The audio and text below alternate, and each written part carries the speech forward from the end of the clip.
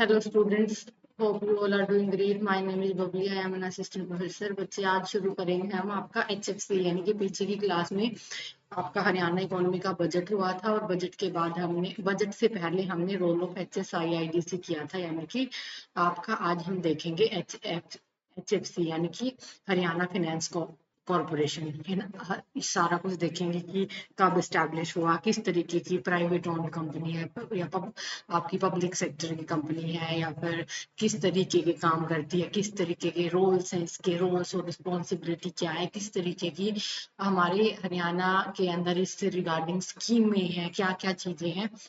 सबसे पहले HFC की आपको पता होना चाहिए कि फुल फॉर्म क्या है, हरियाणा फाइनेंशियल कॉर्पोरेशन। उसके बाद से जो आपकी HFC है वो आपके एक स्टेट ओन्ड फाइनेंशियल इंस्टीट्यूशन है। स्टेट ओन्ड का मतलब है कि पब्लिक सरकारी जो सेक्टर है, सरकारी सेक्टर की कंपनी यानी सरकार के द्वारा ये ओन करी जाती है, जो कि आपकी इस्टेब्लिश हुई है कब कि 1 अप्रैल 1967 को। 1 अप्रैल आपकी 1967 को आपका HFC है जो वो आपका इस्टेब्लिश हुआ है under state financial corporations act 1951 के अंदर आपका ये जो है इस्टेब्लिश हुआ है following the reorganisation of the erstwhile Punjab financial corporation. यानी कि पहले आपका जो हरियाणा है आपको पता है कि पंजाब से बना है, तो पंजाब के पास इनका एक पंजाब फाइनेंशियल कॉर्पोरेशन होता है, PFC था इनके पास। तो इसी को फॉलो करते हुए हमारा हरियाणा में हमने HFC बना दिया। ठीक है, इट फंक्शन अंडर द, अब ये किसके अंदर फंक्शन करता है आपका department of industries and commerce Haryana के अंदर, जिस इसका हेडक्वार्टर आपका चंडीगढ़ में है। HSIIDC का कहाँ है, पंचकूला में है। आप वो वीडियो जाके देखना, उनके रोल्स और रिस्पॉन्सिबिलिटी क्या है, वो जो सारी चीजें आप वहां से देखेंगे तो आपको चलेगा पता सारी चीजों के बारे में। उसके बाद से इसके मैंडेट या पर्पज क्या है, यानी कि आपका HFC है उसके क्या पर्पज है, क्या इसकी एम है। तो प्राइमरी एम तो HFC का है इंडस्ट्रियल ग्रोथ को फोस्टर करना, कि आपके हरियाणा स्टेट के अंदर इंडस्ट्रीज की ग्रोथ हो। अब ये कैसे हो सकती है, by providing financial assistance to small and medium आपके एंटरप्राइजेज। जो भी हमारे हरियाणा के अंदर SMEs है, स्मॉल और मीडियम एंटरप्राइजेज है, उनको आपका फाइनेंशियल असिस्टेंस, उनकी जो फाइनेंस के रिगार्डिंग उनकी जो मदद होती है वो करना, ताकि हरियाणा की इंडस्ट्रियल ग्रोथ को इट्स लाइक की ग्रोथ को टारगेट करके और इट्स लाइक की enabling the setup of new unit की। अब ये क्या क्या करता है कि नई यूनिट के सेटअप में भी मदद करता है, एज वेल एज जो पुरानी यूनिटी है जो एग्जिस्टिंग वन है उनकी एक्सपेंशन और डाइवर्सिफिकेशन में भी मदद करता है। ठीक है, अब ये दो तरीके से चीजें ऑफर करता है, कैसे कि फंडेड बेस्ड भी होती है और नॉन फंडेड बेस्ड सर्विसेज भी। फंडेड वाली तो लोन की टर्म में, नॉन फंडेड वाली कैसे कि जैसे कि किसी को इक्विपमेंट रिफाइनेंस करवाने हैं, कोई पुरानी जो इंडस्ट्री है फैक्ट्री है वो चल रही है, उनके इक्विपमेंट है, उनकी चीजें पुरानी हो गई, उनको उनके लिए लोन चाहिए कि उनको वो रिफाइनेंस करवाने हैं, मॉडर्नाइजेशन लानी है।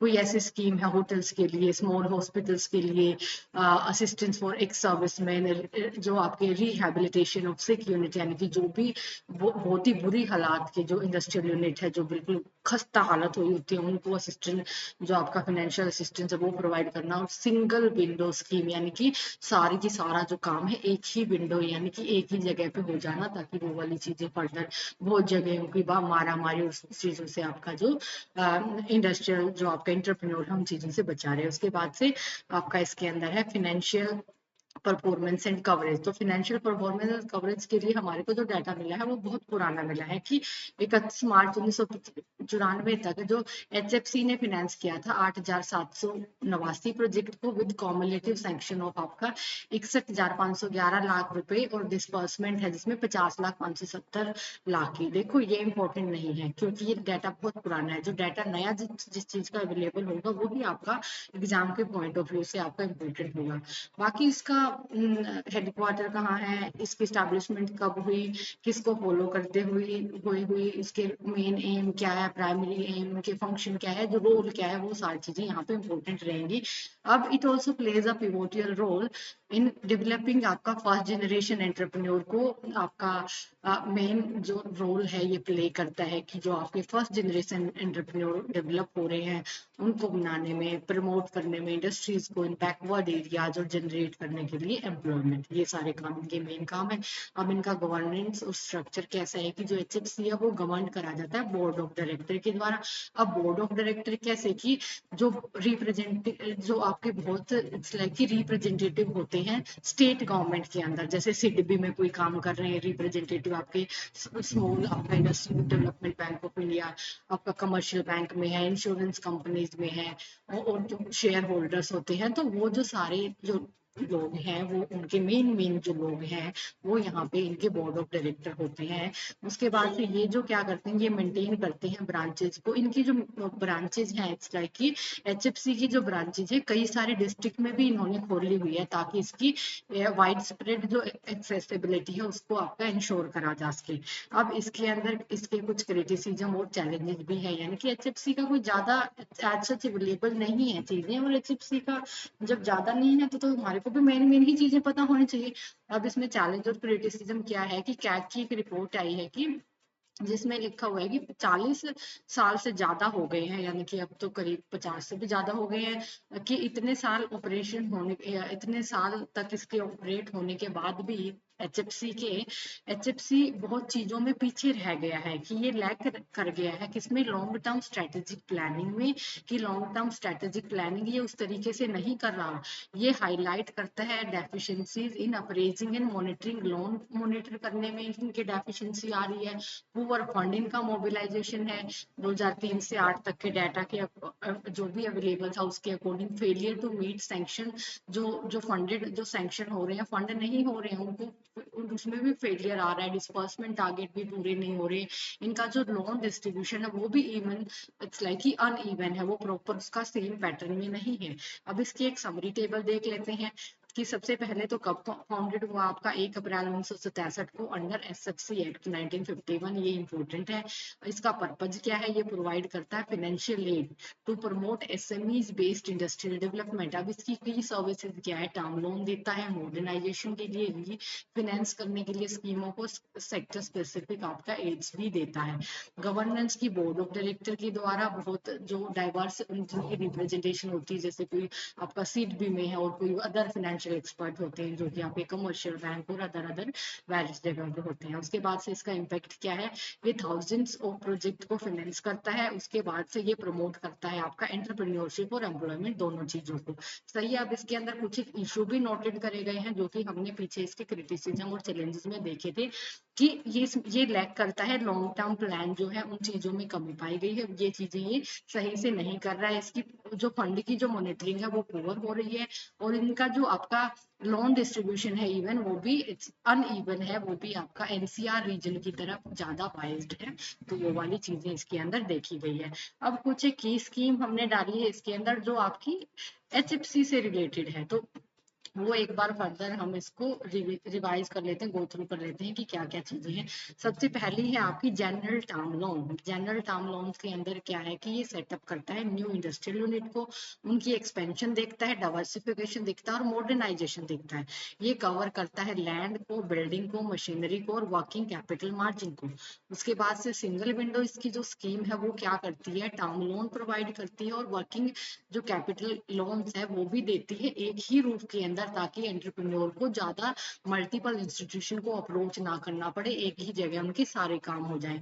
इनकी कुछ स्पेशल स्कीम्स भी हैं, जैसे असिस्टेंस टू एक सर्विसमैन को भी ये असिस्ट करती हैं कि उनको फाइनेंशियल सपोर्ट देती हैं फॉर इंडस्ट्रीज प्रमोटेड बाय आपके रिटायर्ड डिफेंस पर्सनल हो गए। होटल्स और हॉस्पिटल की इनकी जो स्कीमें हैं, जैसे लोन्स फॉर सेटिंग किसी ने स्मॉल होटल लगाना है, मोटेल्स, नर्सिंग होम्स या फिर हॉस्पिटल लगाना है। रिहैबिलिटेशन ऑफ सिक यूनिट, यानी कि उनको जो भी इंडस्ट्रियल यूनिट है जो फाइनेंशियल डिस्ट्रेस में है उनको भी सपोर्ट प्रोवाइड कराती हैं। Equipment refinance for modernisation and technology upgradation के लिए अगर किसी को इक्विपमेंट रीफाइनेंस करवाने हैं तो उनके लिए भी लोन प्रोवाइड कराती हैं। जो नेक्स्ट स्कीम है इसके अंदर वो है आपकी SME फोकस्ड प्रोग्राम। अब SME फोकस्ड में आपका इसके अंदर क्या आ जाएगा कि ये आपका इंकरेज करती है फर्स्ट जनरेशन एंटरप्रेन्योर्स को। सेकंड है इसमें आपका ये एक्स्ट्रा इंसेंटिव देती है बैकवर्ड और जो आपके लेस डेवलप्ड एरियाज होते हैं हरियाणा में उनको। ठीक है, तो ये इनके अंदर स्कीमें थी एचएफसी के अंदर। अब इसके अंदर नेक्स्ट क्या बचा है, अब इसके लिए क्या क्या एलिजिबिलिटी होनी चाहिए, लोन की अमाउंट और टर्म क्या है, जो जो बेसिक जो कंसेप्ट है इसके अंदर वो वाले जल्दी से इनको गो थ्रू कर लेते हैं। सबसे पहले एलिजिबिलिटी है कि कुछ जो लोग इट्स लाइक आपका पार्टनरशिप है, प्राइवेट पब्लिक लिमिटेड कंपनी है, कोऑपरेटिव है, ये सारे लोग इसके लिए एलिजिबल हो सकते हैं।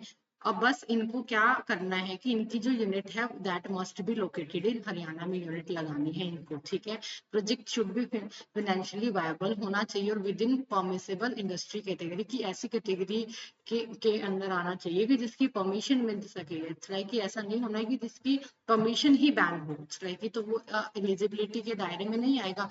उसके बाद से लोन की जो अमाउंट और टर्म्स है उसमें क्या आ जाएगा, लोन जनरली कितना मिलता है इसमें, 10 लाख से कुछ 1 करोड़ तक का लोन मिलता है, डिपेंड करता है कि प्रोजेक्ट का साइज कितना है। उसके बाद से रीपेमेंट पीरियड क्या होता है कि 8 से 10 साल के अंदर लोन की अमाउंट को इट्स लाइक कि रीपे करना होता है।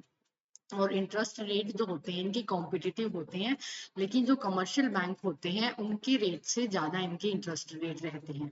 ठीक है, अब किसी को अगर अप्लाई करना होता है एचएफसी के लिए वो कैसे करते हैं, सबसे पहले तो उनको एचएफसी के ऑफिस जाना होता है कि उनका जो हेडक्वार्टर चंडीगढ़ में है या फिर इनकी ब्रांचेज कई सारे डिस्ट्रिक्ट में है। सही है, उसके बाद वहां पे उनको अपना एप्लीकेशन फॉर्म फिल करना होता है, सबमिट कराना पड़ता है अपना प्रोजेक्ट रिपोर्ट, जिस भी तरीके की उनका प्रोजेक्ट है, जिस तरीके की इंडस्ट्रियल सेटअप वो लगाना चाहते हैं, उनको अपना बिजनेस प्लान बताना पड़ेगा, उसका किस तरीके का कॉस्ट एस्टिमेट आता है, उनकी फर्दर आईडी प्रूफ्स हैं, जो भी कोलेटरल डिटेल्स है वो सारी चीजें उनको एप्लीकेशन फॉर्म के साथ आपके सबमिट करनी रहती है। उसके बाद से अप्रेजल और सैंक्शन जो होता है, एचएफसी जो होता है फिर वो इवेल्युएट करता है प्रोजेक्ट की वायबिलिटी है, चीजें परमिसेबल है नहीं है, उसके बाद उसकी रीपेमेंट कैपेसिटी कैसी है कि बाद में रीपे हो जाएगा लोन या चीजें उसके उसके जो सिक्योरिटी ऑफर्ड है, ये सारी चीजों का एक्स्ट्रा की एचएफसी फिर देखता है।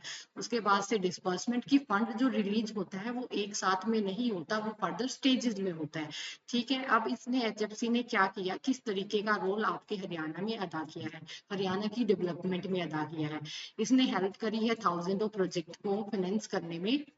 सिंस 1967 जब से आपका एस्टेब्लिश हुआ है तब से। उसके बाद से इंडस्ट्रियल ग्रोथ को ये प्रमोट करता है, आउटसाइड आपका एनसीआर स्पेशली बैकवर्ड डिस्ट्रिक्ट को टारगेट करता है, जनरेट करता है एम्प्लॉयमेंट, आपका अपॉर्चुनिटी और सपोर्ट करता है आपका एंटरप्रेन्योरशिप को। सही है, अब इसको हम कंक्लूड करते हैं कि जो आज आपका एचएफसी है वो एक क्रिटिकल इंस्ट्रूमेंट है हरियाणा की इंडस्ट्रियल सपोर्ट इकोसिस्टम में, जो कि आपका इनेबल करता है एसएमईज को कि वो ग्रो कर पाए, किस तरीके से, थ्रू एसेसिबल फाइनेंस की, उनको फाइनेंस प्रोवाइड करा के।